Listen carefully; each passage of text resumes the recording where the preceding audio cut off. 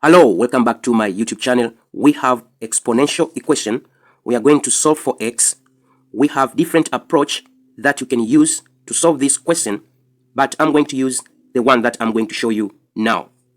They gave us 12 power x minus 6 power x over 6 power x. This is equal to 1. Let's put our numerator in that bracket. I'm going to multiply by 6 power x throughout.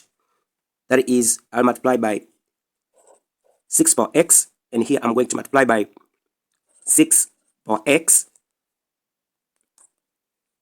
We can simplify here. By 6 power x is 1. By 6 power x, we got 1. We have in the bracket 12 power x minus 6 power x. This is equal to 6 power x. Open the bracket. 12 power x minus 6 power x. This is equal to 6 power x. I'll take 6 power x to the right hand side.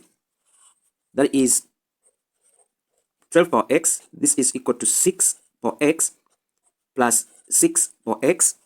This gives us 12 power x. This is equal to 6 power x plus 6 power x.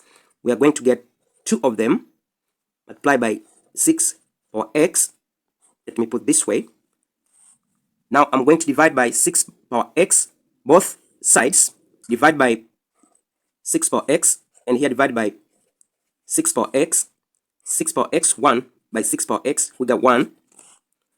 We have 12 power x over 6 power x. This is equal to 2. Since 12 it is power x and 6 goes power x, I'm going to put this in a single power of x. That is going to be 12 over 6. All this, their power x. This is equal to 2. By 6, 1. By 6, it is 2. We have 2 power x. This is equal to 2. This 2, I can put it as of power 1. We know if we have a power b, this is equal to a power c.